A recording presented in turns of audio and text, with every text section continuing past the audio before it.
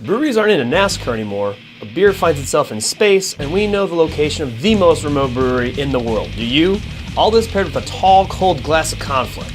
I'm Samuel Sly, and this is the Chug. You're watching Beer and Loathing's Chug, the best source for beer stories that may or may not have pissed you off last week. These are the stories that got shuffled under the rug or have been covered to death on the internet by everyone else and needs their final send-off, Beer and Loathing style. We stir up that outrage one last time so you can get good and pissed off and move on to the new shit that'll piss you off this week. First, in sports that really aren't sports news, NASCAR is having a hard time holding down major beer sponsors as Coors Light decides to resign as the official beer of the speed demon festering cult.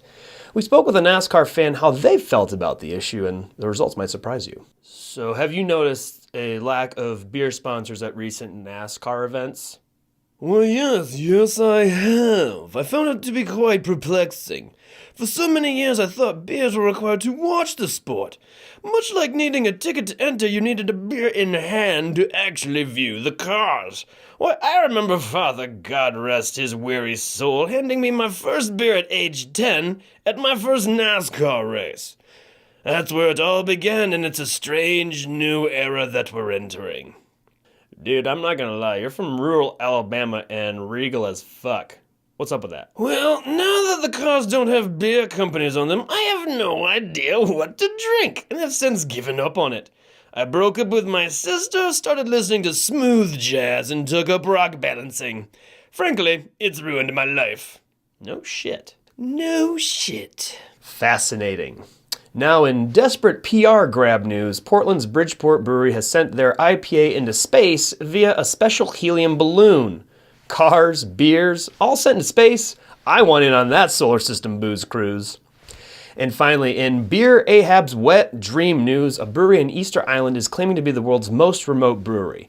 We are hearing reports of a legion of Wales bros amassing in Santiago, Chile. Once their numbers grow to the proper size, they will create the world's first human land bridge and gap the 2,400 miles of Pacific Ocean to reach the island and send countless mules over to buy the entire island's allotment of pale ale and porter as the most exquisite trade bait known in the history of Wales.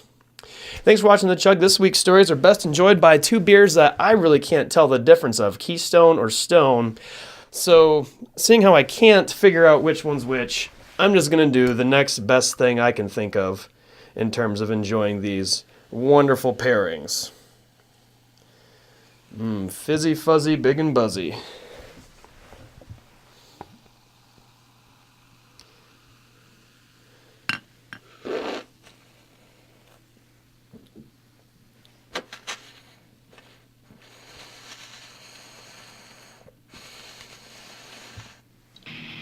I don't know if that's good or bad protocol to sip on foam before chugging a beer. I feel like I'm going to regret this.